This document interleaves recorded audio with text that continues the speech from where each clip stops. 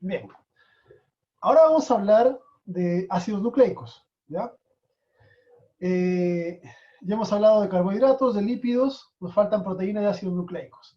Vamos a hablar de estas moléculas, que son moléculas claves centrales, y vamos a dejar las proteínas para después, porque las proteínas tienen una importancia mayor desde el punto de vista funcional y de diversidad, ¿ya? Pero no podemos hablar de ácidos nucleicos si no mencionamos a quienes determinaron la forma en la cual se estructura el principal ácido nucleico que está presente en las células, ¿ya? Watson, Crick, con harta ayuda, ¿ya? De Rosalind Franklin, de Wilkinson, de un montón de otra gente que también hizo experimentos, ensayos, y que sirvió para llegar a discernir esta molécula tan fascinante, ¿ok? Los ácidos nucleicos están basados en lo que son nucleótidos, y en los seres vivos vamos a encontrar en esencia dos tipos de ácidos nucleicos, el ADN y el ARN, ¿ya? Que tienen algunas diferencias que vamos a ir destacando.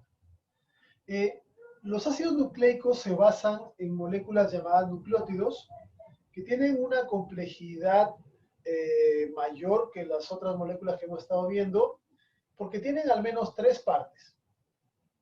Tienen una base nitrogenada, ¿ya? Vamos a ver la diferencia luego. Una parte que es un azúcar, que es la molécula central del ácido del nucleótido, y ácido fosfórico, ¿ya? Como les decía, el elemento central que une la base y el fosfato es el azúcar. Esta es una estructura general de un nucleótido. Pueden ver, en medio tenemos el azúcar, ¿ya? El azúcar, vamos a resaltarlo acá, esta parte. Y este azúcar, por un lado, une una base nitrogenada, que es una estructura de anillos, que se llama base nitrogenada. Bueno, base porque es básico, ¿ya? Tiene nitrógeno, lo que le da cargas positivas, por eso es básico. Y el resto son carbonos. Entonces son anillos de carbonos con nitrógenos, ¿ya? Que pueden ser un anillo, dos anillos, etc. Y por otro lado, une fosfato, que pueden ser uno o más fosfatos, ¿ok? Si solo tenemos la base con el azúcar, se llama nucleósido, pero en las células generalmente se mantienen como un nucleótido al menos, ¿ya? Mononucleótido, di, puede ser, depende del número de fosfatos. Aquí aprovechamos a mencionar otra cosa. El, el azúcar, o sea, cuando uno quiere nombrar las características o partes de este nucleótido, uno empieza con la base, ¿ya? Entonces, este nitrógeno que está acá sería el nitrógeno 1 de la base. Luego tenemos acá el carbono número 2, o sea, el átomo 2. El átomo 3 es un nitrógeno, sería el nitrógeno 3. El 4 es un carbono, y así, 5, 6 y seguimos, ¿ya? Luego vamos a numerar al azúcar. Y este de acá vendría a ser el carbono 1 del azúcar. Este vendría a ser el carbono 2 del azúcar, el carbono 3, el carbono 4, el carbono 5. Recuerden que es una pentosa este, ¿ya? Para no confundirse entre los números con que hemos nombrado al azúcar, con los números con que nombramos aquí a la base nitrogenada, a estos se les coloca una rayita acá, una apóstrofe, y se leen como prima, ¿ya? Entonces sería 1', 2', 3', 4', 5', para diferenciarlos de estos. Y los fosfatos, que pueden ser uno más, se pueden llamar alfa, beta, gamma, también para no confundirlos, ¿ya? Entonces, fosfato alfa, beta o gamma, son tres los fósforos que puede tener. Esa es la nomenclatura para numerar o nombrar la base nitrogenada. Entonces yo puedo decir, en el carbono 1' se une la base. En el carbono 5' se unen los fosfatos, ¿ya? Vamos a ver que en el carbono 3' puede unirse el siguiente nucleótido. Y en el 2 no se usa para nada, ¿ya? Entonces, esa es la forma en la cual uno habla acerca de nucleótido. Los fósforos del nucleótido son el grupo fosfato. Ya lo hemos visto en la clase de ayer. El fósforo que tiene hartos nombres: fósforo inorgánico, ácido fosfórico, ortofosfórico, grupo fosfato, todos esos nombres. ¿Okay? Esta molécula que está acá es el ATP. El ATP es un nucleótido. ¿Ven? Bueno, en este caso no es ATP, es AMP, porque tiene un solo fosfato. ¿Verdad? Con respecto a la pregunta que me hacen en el chat. La adenina, la ribosa, un fosfato. En este caso es AMP. ¿Ya? Entonces hablamos del fósforo. El fósforo es el mismo, siempre con sus oxígenos, ¿ya? Pueden ser de 1 a 3 en los nucleótidos. Los azúcares pueden ser ribosa o desoxirribosa. Y la diferencia está resaltada ahí en rojo. ¿Ven? En la ribosa, en la posición 2, tiene OH, la desoxirribosa tiene solo un hidrógeno. Ahora, esta diferencia le da características muy variadas al RNA con respecto al DNA. ¿Okay? Porque los OH son elementos reactivos. ¿Ya? Los OH forman enlaces, son polares. Por lo tanto, el tener un OH hace que la molécula sea más propensa a degradarse. ¿Okay? Aquí fíjense, este azúcar, la ribosa, en el caso del RNA, aquí en este OH, en la 1, va a colocarse la base nitrogenada. En el 5 se va a colocar el fosfato. En el 3, el siguiente nucleótido. En el 2 no se coloca nada. En el DNA lo mismo. Aquí se coloca la base nitrogenada. En el carbono 5 se coloca el fosfato. Y esto va al siguiente nucleótido. Entonces, cuando se forman las moléculas de RNA y DNA, el RNA tiene OHs. Y esos OHs hacen de que el RNA sea más sensible a ser degradado. Por eso es que en las células los RNAs duran poquito. En general los RNAs duran minutos. En cambio el DNA puede, bueno, se ha encontrado DNA de restos orgánicos de seres que vivieron hace miles de años, ¿ya? No el DNA completo, entero, pero fragmentos de DNA importantes. Entonces, esta pequeña diferencia en un grupo funcional hace que el DNA tenga una estabilidad mucho más grande que el RNA. ¿Ya? Por esa razón probablemente es que evolutivamente el DNA es la molécula de la herencia. Se conserva durante toda la vida de la célula y en las células siguientes. En cambio el RNA es una molécula que se degrada con mucha más rapidez. Con respecto a las bases nitrogenadas, en las células existen varios tipos de bases nitrogenadas. ¿Ya? Son hartas. Está la inosina, está la timidina, metilguanina, hay varias más. Pero las que se usan en los ácidos nucleicos son 5 y están indicadas acá. ¿Ya? Las bases pueden ser de 2 anillos, como se ven las de arriba, o de un solo anillo, como se ve aquí abajo. Este anillo se conoce como el anillo de purina, y este doble anillo, y el de abajo es el de pirimidina. ¿Ya? Si se les hace más fácil para recordar, las que tienen nombre más corto son más grandes, las que tienen nombre más largo son pequeñas. ¿Ya? Inverso. La diferencia entre las dos purinas, que son la adenina con la guanina, tiene que ver con algunos grupos funcionales. ¿Ya? La posición de algunos grupos de diferencia. Esa es la diferencia entre una y otra. Igual en el caso de las pirimidinas. ¿Ven? La citosina tiene acá un amino, la timina tiene acá esto. Se parecen bastante la timina con el uracilo. Tienen de diferencia un grupo metilo nada más. Y eso es interesante porque en el DNA no se usa uracilo. Se usa adenina, guanina, citosina, timina. Y al contrario, en el RNA no se usa timina, se usa uracilo. ¿Ya? Y las combinaciones vamos a ver que se hacen de acuerdo a la ley de Chargaff, que vamos a ver luego. Entonces, de esta forma se pueden formar nucleótidos. Y los nucleótidos no solamente sirven para fabricar ácidos nucleicos, que es como la función más conocida, sino que también tienen al menos otros 3 tipos de funciones. Una, transporte de energía. 2, transporte de átomos. Y 3, transporte de mensajes. Energéticamente, los nucleótidos, como tienen fósforo, son moléculas de alta energía, particularmente las que tienen 3 fósforos, ¿ya? Y dentro de estas destacamos el ATP. ¿Ok? El ATP. En realidad, el CTP, el GTP, el UDP, todos los demás, que son trifosfato, tienen la misma cantidad de energía que el ATP, son equivalentes. Solo que la célula energéticamente prefiere usar ATP en la mayoría de los casos donde se requieren energía. Las enzimas han optado por ATP, ¿ya?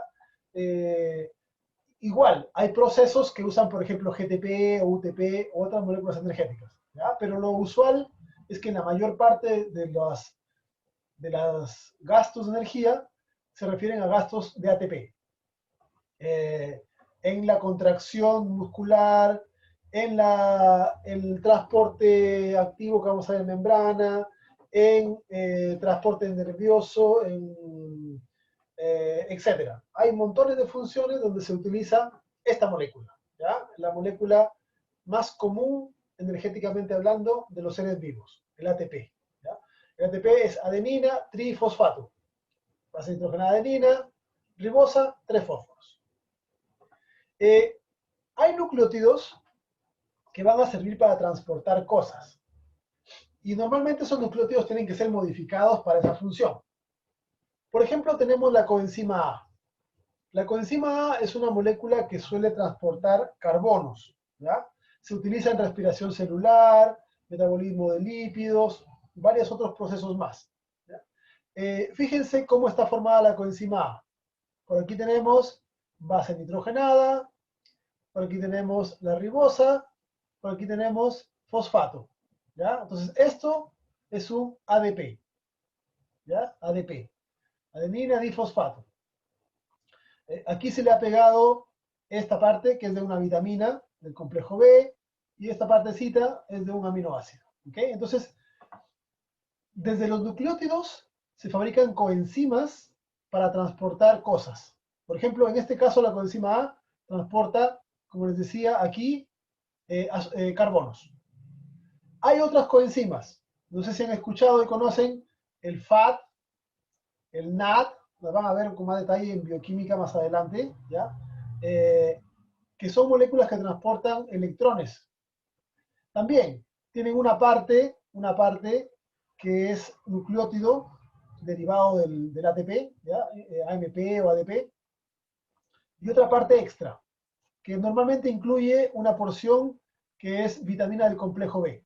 ¿Ya? Por eso que las vitaminas funcionan como coenzimas. Sí, el NAT funciona en el ciclo de Krebs, en la glicólisis, funciona en respiración celular, en la cadena de electrones, en la fosforilación, en la fotosíntesis. Son enzimas de muchos procesos de oxidorreducción, ¿ya? Entonces, segunda función, transporte de cosas, de átomos, de electrones, etc., asociadas a vitaminas. Tercera función, transmiten mensajes celulares. Esta molécula que está acá se llama AMP cíclico. Fíjense ustedes, por arriba tenemos a la base nitrogenada, tenemos a la ribosa, y en el carbono 5 tenemos el fosfato. Pero si se fijan, el carbono 5 no solamente está, o sea, el fosfato no solo está unido al carbono 5, también está unido al carbono 3. ¿Ven? Entonces, se ha formado un anillo. ¿Ven? Un anillo. Un anillo. Por eso se llama AMP cíclico. ¿Ya? Este AMP cíclico es diferente al AMP normal, al que tiene el fosfato solo unido acá. Porque este actúa como mensajero secundario. ¿Ok? Ejemplo. El caso del glucagón. El glucagón es una hormona que es secretada desde el páncreas cuando estamos en ayuno. ¿Okay? Bajo condiciones de ayuno, se necesita de que el hígado produzca glucosa para mantener alimentado sobre todo al cerebro, glóbulos rojos. Entonces, al haber baja glucosa, se libera el glucagón, que es una proteína pequeña, del páncreas. viaja el glucagón por la sangre y llega al hígado. Pero el glucagón es una proteína, y por lo tanto, siendo proteína, no puede pasar por la membrana. ¿Ya? No puede pasar por la membrana. No se puede, porque es muy grande. ¿Ya? Entonces, ¿qué es lo que hace? ¿Qué es lo que hace esta? Deja el mensaje en la entrada de la célula, en la puerta, en la barrera que tiene, en la membrana.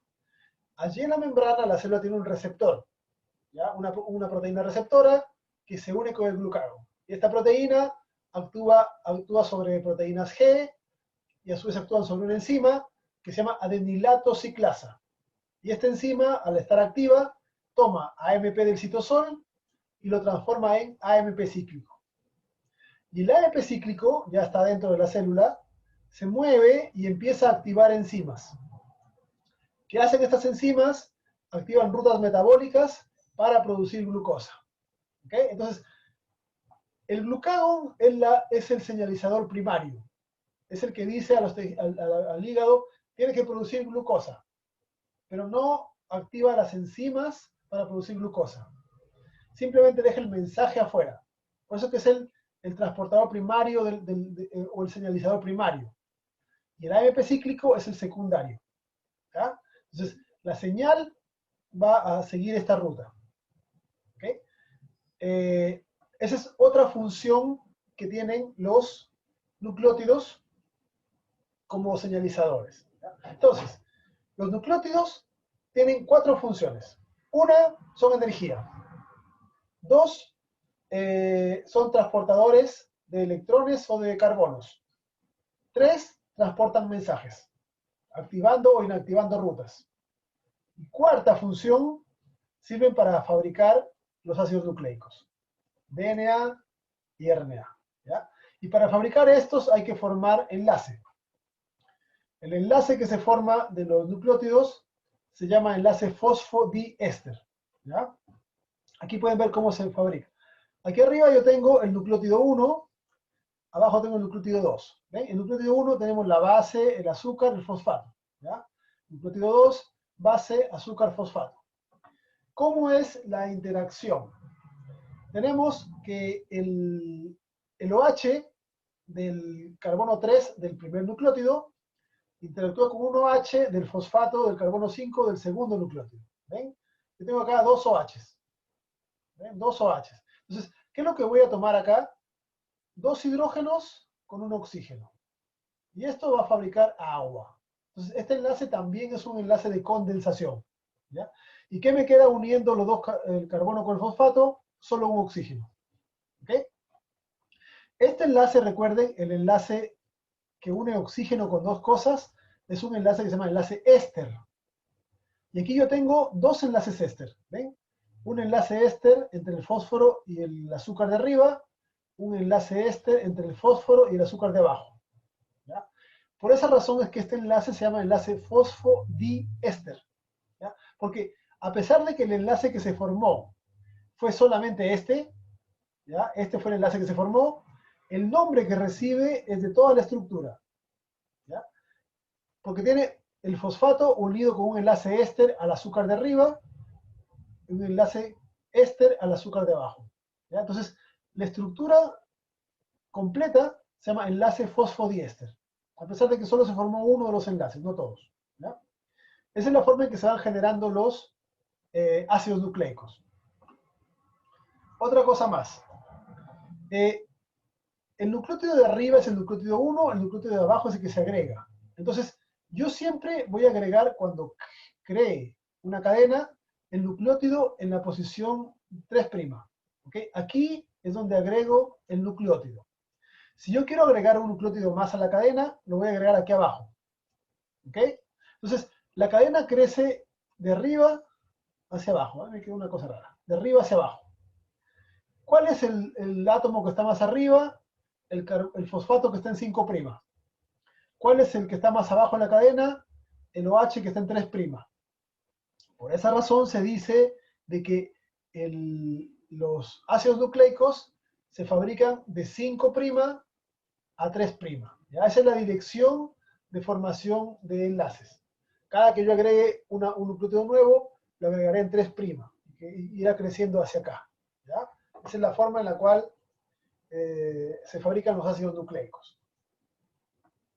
De los dos ácidos nucleicos, vamos a encontrar que en las células el RNA es fundamentalmente de una sola cadena, ¿ya? Monocatenario. Es verdad que puede formar autoapareamientos, regiones donde se pliega sobre sí mismo y forma enlaces, ¿ya? Pero normalmente es una estructura monocatenaria. También normalmente en las células es pequeñito, ¿ya? Es pequeñito. Pequeñito comparado con el ADN, porque un RNA típico tiene entre cientos a miles de nucleótidos unidos en cadena, ¿ya? Un nucleótido, o sea, un RNA tiene, no sé, 2000 nucleótidos, 20.000 nucleótidos, así. Si lo comparo con el ADN tiene millones de nucleótidos, ¿ya? Entonces, comparando el RNA con el RNA es pequeño, ¿ya? Existen, sí, los RNAs tienen autoapareamiento, ¿ya? Y esas formas de autoapareamiento se conocen como estructura secundaria, ¿ya? Eso se conoce como estructura secundaria. Existen varios tipos de RNAs. Por ejemplo, hay virus que tienen RNAs, ¿ya? Por ejemplo, el del COVID es un virus de tipo RNA, ¿ya? Hay RNAs que tienen funciones catalíticas, tipo enzimas, lo van a ver después también, varios RNA. Pero en la célula, los RNAs que son más importantes son el ribosomal, el mensajero y el de transferencia. Esos tres son los más abundantes que se fabrican y entre los tres tienen una sola función, síntesis de proteínas, ¿ya? Porque cada uno tiene un rol diferente. El mensajero es el RNA que lleva la secuencia de cuál tiene que ser el orden de aminoácidos en la proteína. El ribosomal es el que fabrica la estructura del ribosoma, que es un organelo que es el encargado de la síntesis de proteínas, es decir, que forman los enlaces entre proteínas, lo vamos a ver después. Y el de transferencia es el que transporta aminoácidos activos hacia el ribosoma para que estos sean sustrato y sean usados en la formación de la cadena de aminoácidos que será la futura proteína, ¿ya? Hay varios más, por ejemplo, el heterogéneo nuclear es el precursor del mensajero, el pequeño nuclear es el que modifica el heterogéneo para formar mensajero, y así van a generarse varias diferencias, ¿ya? En los RNA mensajeros también tenemos que indicar algunas cosas particulares. Por ejemplo, el RNA mensajero, en el caso de los eucariotas, tiene extremos modificados. Tiene una zona donde se inicia o termina la síntesis de proteína, tiene en el extremo 5' un nucleótido invertido, que se conoce como la capucha de guanina o de metilguanina. En el otro extremo tiene una serie de nucleótidos repetidos de adenina, que se conoce como la cola poli-A, o la cola de poliadilatos, ¿ya?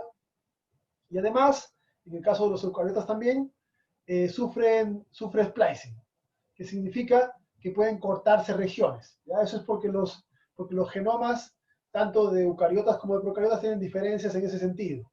Y los eucariotas tenemos sectores que no se usan en la proteína final, que se llaman intrones, ¿ya? Y hay que hacer un corte de esas regiones cuando se hace el proceso de maduración. Lo vamos a ver más adelante cuando veamos el proceso de transcripción de estas moléculas, ¿okay? Y ahí, en este proceso de corte, participan otros RNAs, como los RNAs pequeños, etc., ¿ya? Los de transferencia, como les decía, son los RNAs que se unen a los aminoácidos. Tienen una forma particular, se les ha llamado las hojas de trébol, ¿ya?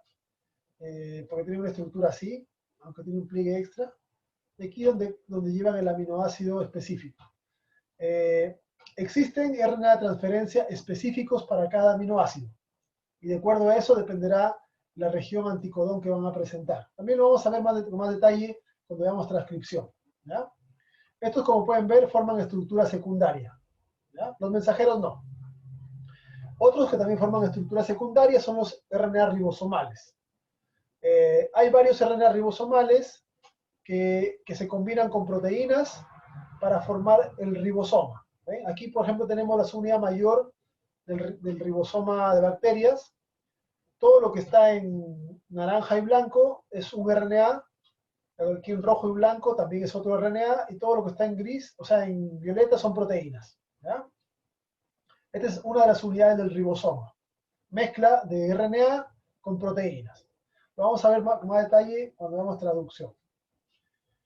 Algunos RNAs tienen capacidad de cortar cosas o hacer reacciones metabólicas, y se les llama ribosimas, porque son entidades parecidas a ribosima. Hay RNAs en virus, ¿ya? Etc.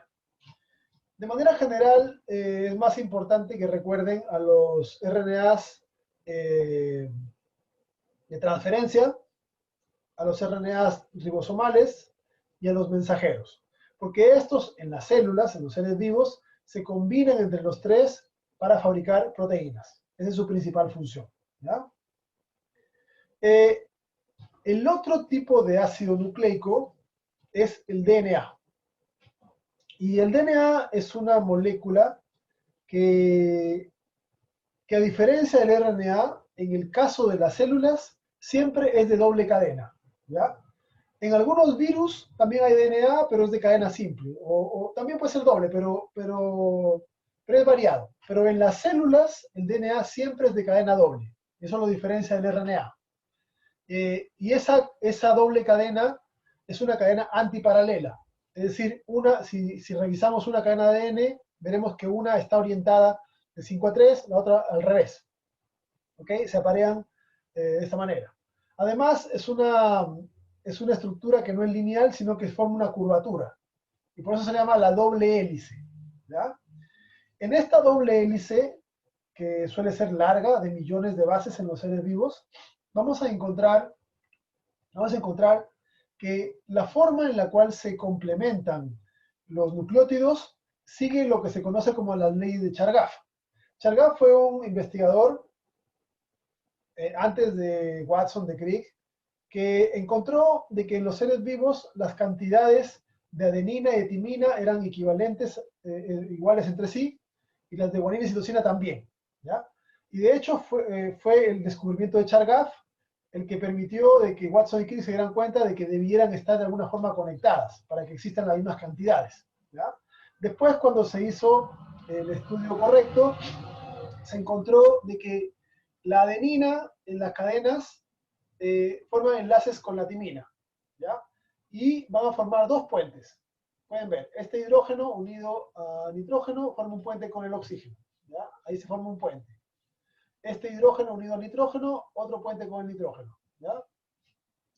Aquí no se puede formar puente, porque este hidrógeno está unido a carbono, y esto no forma puente, ¿ya? Entonces, por esa razón es que la adenina con la timina solo forman dos puentes. En cambio, guanina con citosina forman tres puentes, ¿ya? Es una diferencia. Entonces, la forma en la cual se organiza el ADN es bastante sencilla y genial, porque en las cadenas, para poder mantenerse estables, tiene que haber en cada peldaño de la escalera una base grande y una pequeña. ¿Ya? Pueden ver, adenina es grande, timina pequeña, guanina es grande, citosina pequeña. Si se colocan dos bases grandes, se generaría una distorsión. O si se colocan dos pequeñas, se genera distorsión. Entonces, esto es vital para que poder hacer el autoapareamiento y para poder hacer la replicación, etc. ¿Ya? Porque si hay una base grande, se le puede pegar solamente una pequeña. Y será o timina o citosina. Pero si forma dos enlaces, tiene que ser timina. Entonces, de esta manera es que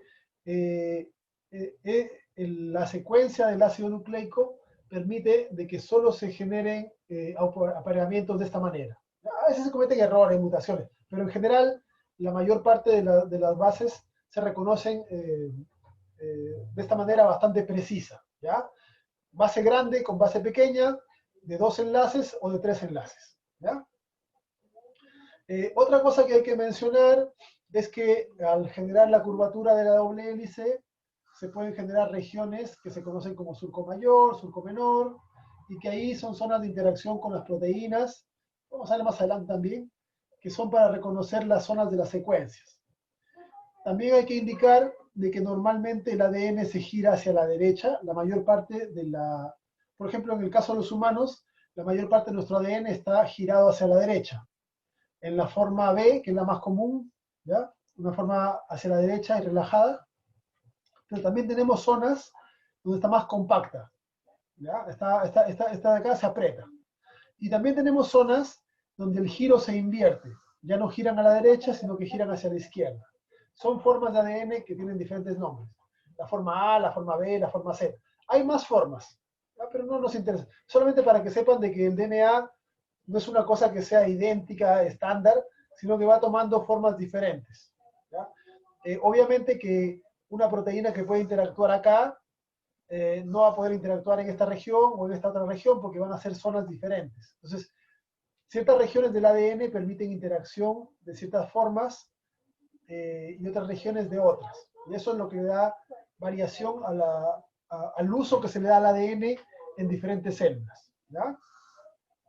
De manera general, es necesario que ustedes recuerden las principales diferencias entre ADN y ADN, o sea, entre ADN y ARN. ¿Ya? En primer lugar, el azúcar. Se usa desoxirribosa para uno, ribosa para el otro. El DNA es de doble hélice, el RNA de cadena simple. Estamos hablando de generalidades, ¿ya? Porque recuerden de que en virus pueden haber variaciones, pero en seres vivos normalmente doble cadena, cadena simple. La diferencia en las bases. Este usa timina, este otro usa uracilo. ¿Ya? El tamaño. Aquí pueden ver una fotografía.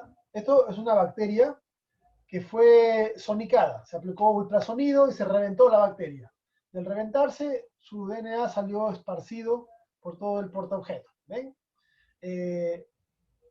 Todo esto que se ve acá, estos hilos que se ven acá, es una sola cadena de ADN, una sola. Y aquí arriba en rojo se ve una cadena de ARN. Entonces pueden ver la diferencia. El RNA es pequeñito comparado con el DNA. ¿Ya? Otra diferencia, en el caso de los eucariotas, el DNA está en el núcleo, aunque también en caso de en las mitocondrias hay DNA, ¿ya? En los cloroplastos también hay DNA, pero la mayor parte está en el núcleo. En cambio, el RNA se suele fabricar en el núcleo, pero trabaja en el citoplasma. ¿Okay? Y la última diferencia importante tiene que ver con las funciones. Los RNAs, de manera general, en conjunto se combinan para hacer síntesis de proteínas. En cambio, el DNA tiene como función principal ser la molécula de la herencia, lo que implica que tiene almacenada información, que puede copiar esa información, que puede transmitir esa información, que puede usar esa información. ¿Ya? Entonces, DNA y RNA tienen funciones diferentes en base a las características diferentes que presentan.